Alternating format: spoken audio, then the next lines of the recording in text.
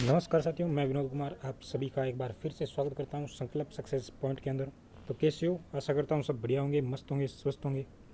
तो आज राजस्थान की इकोनॉमी की तीसरी क्लास लेने जा रहे हैं, जिसके अंदर राजस्थान की वित्तीय संस्थाओं के बारे में हम बात करेंगे।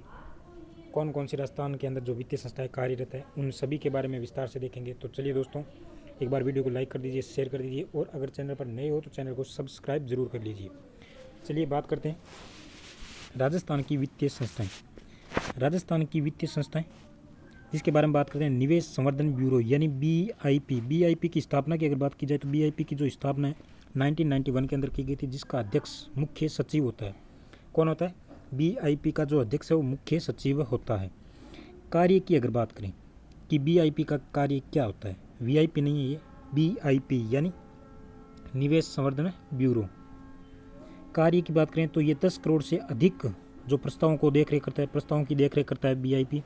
और इसके अंदर घरेलू प्लस विदेशी दोनों निवेशक शामिल होते हैं। जो निवेश संवर्धन ब्यूरो है इसके अंदर घरेलू और निवेशक, जो घरेलू और विदेशी निवेशक है, दोनों शामिल होते हैं। इसी के द्वारा एक चलाई जा रही है सिंगल विंडो क्लियरेंस की स्थापना की गई, जो बीआईपी के द्वारा ही की गई है। सिंगल विंडो क्लियरेंस की स्थापना, जिसके अंदर 15 विभाग की 105 सेवाएं शामिल हैं। सिंगल विंडो क्लियरेंस की स्थापना 15 विभाग, जिसके अंदर 15 विभाग की 105 सेवाएं शामिल है, जो बीआईपी के द्वारा ही कार्यरत है। अगर बात करें बीआईपी के द्वारा वन स्टॉप शॉप सिस्टम की स्थापना की गई थी। बीआईपी के द्वारा ही वन स्टॉप शॉप की स्थापना की गई थी सिस्टम की, जिसकी अधिसूचना जारी की गई थी 16/9/2020 को अधिसूचना जारी की गई थी। और इसका अध्यक्ष की अगर बात करें तो अध्यक्ष कौन होता है? सीएम इसका अध्यक्ष होता है। इसमें क्या है कि 10 करोड़ प्लस वाले जो सभी निवेशक हैं वो एक ही छत के नीचे 14 विभाग की 98 सेवाओं का लाभ उठा सकते हैं। 10 करोड़ से प्लस वाले जितने भी निवेशक हैं, चाहे वो घरेलू हो चाहे विदेशी हो, वो एक ही छत के नीचे 14 विभाग की 98 सेवाओं का 98 सेवाओं का लाभ उठा सकते हैं। चलिए नेक्स्ट बात करते हैं इन्वेस्ट कनेक्ट प्रोग्राम की। इन्वेस्टर कनेक्ट प्रोग्राम जिसकी शुरुआत 24 से 25 जनवरी 2022 को की गई थी। समिति का गठन किया गया था जयपुर के अंदर। समिति का गठन किया गया था जयपुर के अंदर समिति का गठन किया गया था 24 जनवरी 2022 को। और इसमें भारत के 7 शहरों में ये प्रोग्राम चलाया गया था। भारत के 7 शहरों के अंदर ये प्रोग्राम चलाया गया था। वो 7 शहर कौन से शामिल है? दिल्ली, मुंबई, चेन्नई, कोलकाता और अहमदाबाद, बेंगलोर और हैदराबाद। इन 7 शहरों के अंदर है वो इन्वेंटर कनेक्टर प्रोग्राम चलाया गया था। और इस संस्था में 12 से 18 नवंबर को 2021 को दुबई में एक एक्सपोर्ट में राज्य के प्रति मंडल भेजा गया था। दुबई के अंदर एक मंडल भेजा था। कब भेजा? वो 12 से 18 नवंबर को भेजा था 2021 के अंदर। चलिए नेक्स्ट अगर बात करें कि यूएसए के साथ में वर्चुअली इन्वेंटर कनेक्ट प्रोग्राम किया गया था 16 दिसंबर 2021 को, जो यूएसए के साथ में हुआ था। और अगर बात करें राज्य का पहला जिला स्तरीय जो इन्वेंट प्रोग्राम है वो कहाँ पर हुआ? भीलवाड़ा के अंदर हुआ था। विदेश में अगर बात करें तो यूएसए के साथ में हुआ था वर्चुअल इन्वेंटर कनेक्टर प्रोग्राम 16 दिसंबर 2021 को। लेकिन राज्य की बात करें, राजस्थान के अंदर जो पहला जिला स्तरीय इन्वेंट प्रोग्राम है वो भीलवाड़ा के साथ में किया गया था। भीलवाड़ा के अंदर हुआ था। राजस्थान उद्योग एवं खनिज विकास निगम की बात करें, RIMDC, जिसकी स्थापना 1969 के अंदर की गई थी। राजस्थान उद्योग एवं खनिज विकास निगम की स्थापना। और इसी प्रकार राजस्थान राज्य खनिज विकास निगम RSMDC की स्थापना है वो 1979 के अंदर की गई थी। जो किससे अलग हुआ था? ये RIMDC से अलग हुआ था, यानी राजस्थान उद्योग एवं खनिज विकास निगम से अलग होकर एक अलग स्थापना की गई थी राजस्थान राज्य खनिज विकास निगम की। नेक्स्ट अगर बात की जाए रिक्को के बारे में की जाए कि राजस्थान औद्योगिक विकास एवं विनियोग लिमिटेड रिक्को, जिसकी स्थापना 1980 के अंदर की गई थी, यानी 1980 के अंदर इसकी स्थापना की गई थी। और 1956 के कंपनी अधिनियम के अनुसार देखा जाए तो रिक्को की स्थापना है वो 1959 के अंदर की 69 के अंदर की गई थी, 69 के अंदर की गई थी 1956 के कंपनी अधिनियम के।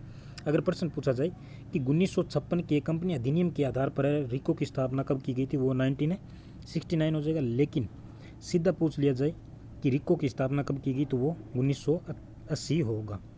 चलिए इसका कार्य देखें तो कार्य क्या है रिको के, ये उद्योग को विकास करना, उद्योगों के अंदर विकास करना, लघु व मध्यम उद्योगों को दीर्घकालीन ऋण देना और तत्कालीन सलाह देना और मर्चेंट बैंकिंग का कार्य करना, ये सभी है वो रिको के मुख्य कार्य हैं। चलिए नेक्स्ट अगर बात करें फूड पार्क की, तो फूड पार्क की बात की जाए तो एग्रो फूड पार्क, 3 प्रकार के फूड पार्क है, मैंगो फूड पार्क और जापानी पार्क। बात करते हैं एग्रो फूड पार्क की, तो राजस्थान के अंदर एग्रो फूड पार्क है 4 है, बोरानाडा जोधपुर, रानपुर, कोटा जो फर्स्ट एग्रो फूड पार्क है, तीसरा अलवर में, चौथा गंगानगर में। लेकिन निजी क्षेत्र का झालावाड़ के अंदर नवीनतम एग्रो फूड पार्क है वो बनाया जा रहा है दोस्तों। झालावाड़ के अंदर जो निजी क्षेत्र का होगा, निजी क्षेत्र का एग्रो फूड पार्क होगा। मेगा फूड पार्क की बात करें तो मेगा फूड पार्क है वो कितने 2 है राजस्थान के अंदर। मेगा फूड पार्क 2 है, पहला रूपनगढ़ अजमेर के अंदर है जो राजस्थान का पहला है और वर्तमान में इसको ग्रीन टेक की संज्ञा दे दी है, ग्रीन टेक की संज्ञा दे दी है रूपनगढ़ अजमेर को। सेकंड की बात करें तो सेकंड जो मेगा फूड पार्क है वो कहाँ पर है, बीकानेर के अंदर है second mega food park. Next आता है जापानी पार्क, तो जापानी पार्क कितने, तो जापानी पार्क 2 है, कितने जापानी पार्क 2 है और दोनों एक ही जिले के अंदर है, अलवर के अंदर है दोनों, निमराना प्लस गिलोट, निमराना और गिलोट के अंदर अलवर के अंदर जापानी पार्क स्थित है 2 है। एग्रो फूड पार्क कितने 4 है, निजी क्षेत्र का 1 है झालावाड़ के अंदर और मेगा फूड पार्क 2 है रूपनगढ़ अजमेर के अंदर और दूसरा सेकंड है वो बीकानेर के अंदर है। जापानी पार्क की बात करें तो 2 है, निमराना अलवर के अंदर और गिलोट अलवर के अंदर। बात करते हैं एग्रो एंड फूड औद्योगिक क्षेत्र की, एग्रो एंड फूड औद्योगिक क्षेत्र जो कहाँ पर है, तिंवरी, और ये तिंवरी है वो जोधपुर के अंदर स्थित है जहाँ पर एग्रो एंड फूड औद्योगिक क्षेत्र स्थित है। चलिए नेक्स्ट बात करते हैं राज सिक्कों के बारे में। राज सिक्को यानी राजस्थान लघु उद्योग विकास निगम लिमिटेड, राज सिक्को राजस्थान लघु उद्योग निगम लिमिटेड। दोस्तों इनकी जो स्थापना डेट है वो याद रख लेना, एग्ज़ाम में बहुत ज़्यादा पूछी जाती है स्थापना डेट। राज सिक्को की स्थापना की बात करें तो 3 जून 1961 या 1961 के अंदर 3 जून के अंदर स्थापना की गई थी राज सिक्को की, और ये 1956 के अधिनियम के तहत की गई थी। किस अधिनियम के तहत की गई, तो 1956 के अधिनियम के तहत की गई थी राज सिक्को की स्थापना। और इसका कार्य होता है कि लघु उद्योगों को कच्चा माल प्रोवाइड कराना, लघु उद्योगों को कच्चा माल देना और माल का क्रय विक्रय करना मुख्य उद्देश्य होता है राज सिक्को का। राज सिक्को के बारे में और कुछ देखा जाए तो राज सिक्को के द्वारा ही स्थापित प्रशिक्षण केंद्र कौन कौन से हैं। राज सिक्को के द्वारा कुछ स्थापित किए गए हैं प्रशिक्षण केंद्र, जैसे भीलवाड़ा केंद्र किया गया है, फट चित्रकला हेतु खोला गया है प्रशिक्षण केंद्र भीलवाड़ा केंद्र। कोटा के अंदर बात करें तो कोटा बूंदी चित्रकला के लिए खोला गया है कोटा के अंदर, और जोधपुर में मारवाड़ चित्रकला के लिए खोला गया है, और बीकानेर के अंदर उस्ता कला के लिए खोला गया है राज सिक्को के द्वारा प्रशिक्षण केंद्र। नेक्स्ट अगर बात की जाए राज सिक्को के द्वारा संचालित योजनाएं कौन सी है, राज सिक्को के द्वारा संचालित योजना आती है एक जो कौन सी है, गुरु शिष्य परंपरा योजना आती है। ये खास इतनी इंपॉर्टेंट नहीं है, लेकिन बात करते हैं इनलैंड कंटेनर ट्राईपोर्ट यानी शुष्क बंदरगाह की बात करें, इनलैंड कंटेनर ट्राईपोर्ट जो राजस्थान के अंदर कितने, राजस्थान के अंदर 3 हैं। राजस्थान के अंदर कितने, राजस्थान के अंदर 3 है, Bhilwara, Jaipur plus Jodhpur. Inland container tripod है 3, भीलवाड़ा आपके भीलवाड़ा, जयपुर और जोधपुर के अंदर है। बात करते हैं राजस्थली एम्पोरियम की, राजस्थली एम्पोरियम की जो हस्तकला के निर्यात को बढ़ावा देता है, निर्यात के लिए खोले गए हैं राजस्थली एम्पोरियम जो राजस्थान के अंदर कितने 2 है, उदयपुर व जयपुर के अंदर, और भारत के अंदर 2 है, दिल्ली और कोलकाता के अंदर। दोस्तों ये देख लेना आप कि मेरे 2 लिखे हुए हैं लेकिन शायद 9 हो सकते हैं, आप देख लेना इसको। चलिए नेक्स्ट बात करते हैं DMIC यानी Delhi Mumbai industrial corridor, Delhi Mumbai industrial corridor DMIC, जिसका उद्देश्य है कि दिल्ली को मुंबई के जवाहरलाल नेहरू बंदरगाह से सीधा जोड़ना। दिल्ली मुंबई इंडस्ट्रियल कॉरिडोर जिसका मेन उद्देश्य क्या है कि दिल्ली से मुंबई के जवाहरलाल नेहरू बंदरगाह से सीधा जोड़ना दिल्ली को, किसको, दिल्ली को जोड़ना है मुंबई के जवाहरलाल नेहरू बंदरगाह से। और इसमें शामिल राज्य की अगर बात की जाए तो इसमें शामिल राज्य उत्तर प्रदेश आता है, राजस्थान आता है, गुजरात, हरियाणा और महाराष्ट्र, यानी देखा जाए तो 5 राज्य इसके अंदर शामिल है। दिल्ली मुंबई इंडस्ट्रियल कॉरिडोर के अंदर 5 राज्य, उत्तर प्रदेश, राजस्थान, गुजरात, हरियाणा और महाराष्ट्र। और कुल लंबाई इसकी देखी जाए तो 1504 किलोमीटर है वो DMIC की टोटल लंबाई है। और एक केंद्र शासित प्रदेश भी इसके अंदर शामिल है, दिल्ली। क्योंकि ये दिल्ली से ही मुंबई तक जोड़ा जाएगा। DMIC की बात करें तो DMIC दादरी यूपी से लेकर जवाहरलाल नेहरू बंदरगाह महाराष्ट्र तक है। और राजस्थान के अंदर इसका जो हिस्सा है वो कितना है, राजस्थान के अंदर इसका हिस्सा 38% है, हिस्सा आता है। DMIC है वो 38% राजस्थान के अंदर आता है, यानी राजस्थान का हिस्सा कितना है, 38% है। और 5 राज्य शामिल है, कौन कौन से, उत्तर प्रदेश, राजस्थान, गुजरात, महाराष्ट्र और हरियाणा, 5 राज्य शामिल है किसके अंदर, DMIC के अंदर। DMIC में देखा जाए तो 3 औद्योगिक क्षेत्र भी शामिल है। राजस्थान के 3 औद्योगिक क्षेत्र शामिल है DMIC के अंदर। पहला जोधपुर पाली मारवाड़ हो जाएगा, सेकंड है वो राजसमंद भीलवाड़ा हो जाएगा, और तीसरा जयपुर दौसा औद्योगिक क्षेत्र हो जाएगा। पहला जोधपुर पाली मारवाड़ औद्योगिक क्षेत्र, दूसरा राजस्थान भीलवाड़ा औद्योगिक क्षेत्र, और तीसरा जयपुर दौसा औद्योगिक क्षेत्र शामिल है DMIC के। बात करते हैं DMIC में 2 निवेश क्षेत्र भी शामिल है, 2 निवेश क्षेत्र शामिल है। DMIC में 3 औद्योगिक क्षेत्र शामिल है और DMIC में 2 निवेश क्षेत्र शामिल है, ये ध्यान रख लेना।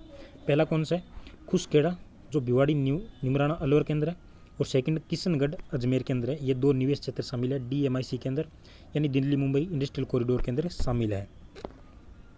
नेक्स्ट अगर बात करते हैं, एक योजना आती है, कार्यक्रम आता है प्रधानमंत्री रोजगार सृजन कार्यक्रम, जो केंद्र सरकार का प्रोग्राम है, और ये क्रेडिट लिंक सब्सिडी प्रोग्राम है, यानी 25 लाख तक का लोन दिया जाता है इसके अंदर, जो मैन्युफैक्चरिंग यूनिट के लिए काम करते हैं। सेवा यूनिट के लिए बात करें तो 10 लाख तक का लोन दिया जाता है, किसके अंदर, प्रधानमंत्री रोजगार सृजन योजना के अंदर। नेक्स्ट अगर बात करें तो राजस्थान वित्त निगम यानी RFC की स्थापना की बात करें तो ये कंपनी अधिनियम 1951, हमने पीछे क्या पढ़ा, कंपनी अधिनियम 1956 आया था, जैसे राजसिकों की स्थापना 1956 कंपनी अधिनियम के तहत हुई थी। लेकिन राजस्थान वित्त निगम यानी राजस्थान फंड कॉरपोरेशन की स्थापना बात करें तो कंपनी अधिनियम 1951 के तहत है, वो 1955 में की गई थी। 51 के तहत कंपनी अधिनियम 51 है, लेकिन स्थापना 55 के अंदर हुई थी। और इसका कार्य है कि नए उद्योगों को 20 करोड़ तक का ऋण देना। क्या मेन उद्देश्य है इसका, राजस्थान वित्त निगम का मेन उद्देश्य है कि 20 करोड़ तक के जो नए उद्योग स्थापित कर रहे हैं उन निवेशकों को 20 करोड़ तक का ऋण देना।